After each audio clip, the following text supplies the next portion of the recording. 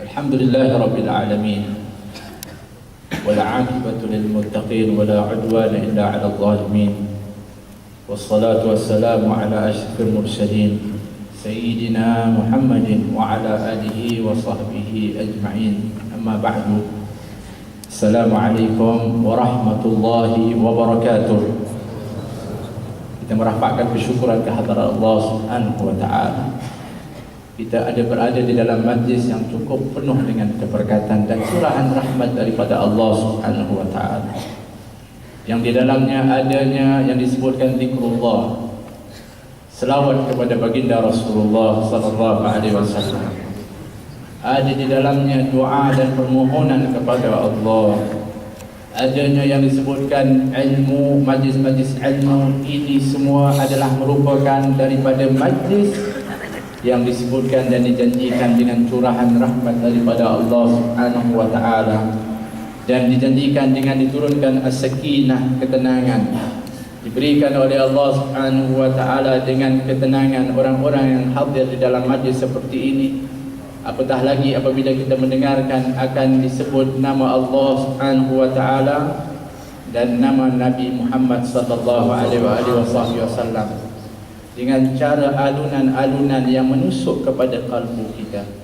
Ini adalah merupakan daripada bahagian hadiah dan kurniaan daripada Allah Subhanahu wa taala yang menciptakan akan hati manusia ini yang dipenuhi dengan rasa cinta dan rindu.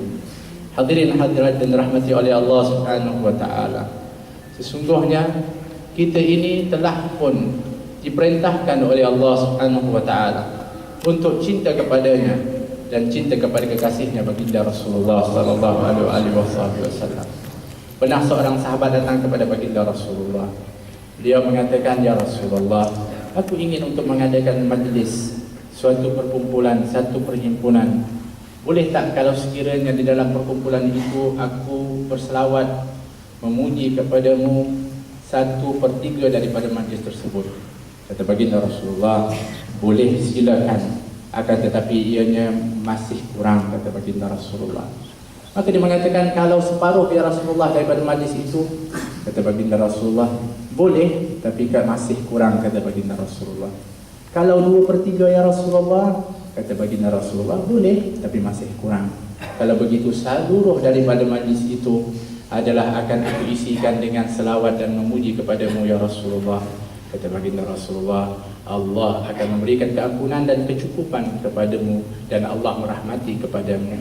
Ini adalah merupakan bagaimana Nabi SAW ingin supaya kita mempunyai hubungan dengan baginda Rasulullah.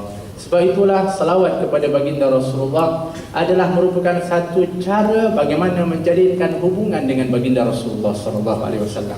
Sehingga kalimat salawat itu juga diambil daripada silah, iaitu daripada hubungan. Yang mana kalau kita katakan bahawa selawat kita kepada baginda Rasulullah itu adalah merupakan hubungan yang kita jalinkan kepada baginda Rasulullah. Sejauh mana kepentingan untuk menjalin hubungan ini kepada baginda Rasulullah sangat dituntut. Ini jelas disebutkan bagaimana sesungguhnya kita ini umat Nabi Muhammad sallallahu alaihi wasallam tidak boleh tidak kita kena menjalinkan hubungan dengan baginda Rasulullah sallallahu alaihi wasallam.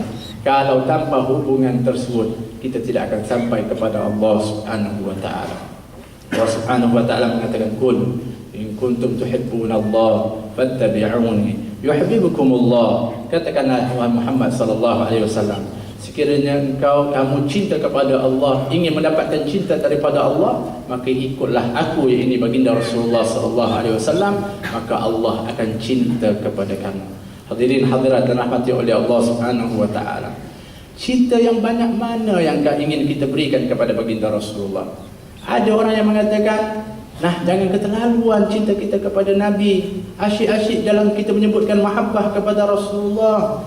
Nah, batas mana yang kita katakan daripada cinta kita kepada baginda Rasulullah? Adakah kita sudah mencapai kepada cinta kita kepada Rasulullah dengan sebenar-benar cinta? Ini soalan yang mesti kita tanya kepada diri kita sehingga kita tahu bagaimana batasnya. Ataupun kita tahu adakah kita sudah mencapai kepada mahabbah kepada Rasulullah. Rasulullah SAW ingin untuk nak bagi tahu kepada kita sejauh mana yang sepatutnya kita cinta kepada Rasulullah, dan kita boleh mengukur kepada kita diri kita ini sudah sampaikah kepada mahabbah kita kepada Rasulullah SAW dengan hakiki yang sebenarnya. Kata baginda Rasulullah, la yu'minu ahadukum hatta akuna ahabba ilaihi min walidihi wa waladihi wan nasi ajma'in. Tidaklah cukup dan juga tak sempurna iman salah seorang daripada kamu sehingga kamu menjadikan aku lebih dicintai daripada kedua orang tuanya, lebih dia cintai daripada dia cinta kepada anaknya, lebih dia cintai dari seluruh umat manusia. Dalam riwayat yang lain mengatakan daripada dirinya sendiri, dari nyawanya sendiri. Nah, sejauh mana agak-agak sudah sampaikah cinta kita kepada baginda Rasulullah melebihi daripada apa yang disebutkan oleh baginda Rasulullah? Atau masih lagi kita masih cinta kepada anak kita melebihi Rasulullah, ibu bapa kita, atau ada orang lain yang masih kita cintai? Allah Subhanahu wa ta'ala ingin untuk kita memahami bahawa hakikat kehidupan kita di dunia ini adalah di atas jalinan kecintaan kita kepada Allah dan kecintaan kita kepada Rasulullah sallallahu alaihi wasallam. Sehingga Allah menyatakan, "Qul in kana aba'ukum wa abna'ukum wa ikhwanukum wa azwajukum wa 'ashiratukum wa amwalun iktaraftumuha wa tijaratun takhshawna kasadaha wa masakin tardawnaha ahabba ilaykum minallahi wa rasulih wa jihadin fi sabilihi fatarabbasu hatta ya'tiyallahu bi amrih wallahu la yuhibbul qaumal fasiqin." Allah mengatakan, lihat, kita sudah sampai ke tahap kecintaan kita kepada Allah dan kepada Rasulullah yang sebenarnya. Kata Allah, katakanlah wahai Muhammad sallallahu alaihi wasallam, sekiranya kedua ibu bapa kamu, anak-anak kamu, begitu juga dengan saudara-saudara adik-beradik kamu, isteri atau suami kamu, keluarga-keluarga kamu, 5 perkara yang berkaitan dengan hubungan manusiawi ini.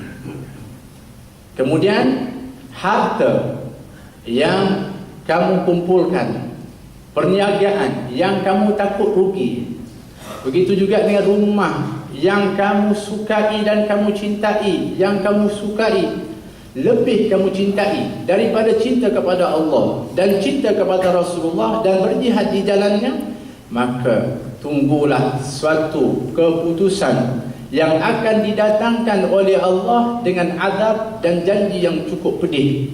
Sesungguhnya Allah tidak mencintai kepada golongan orang-orang yang fasik.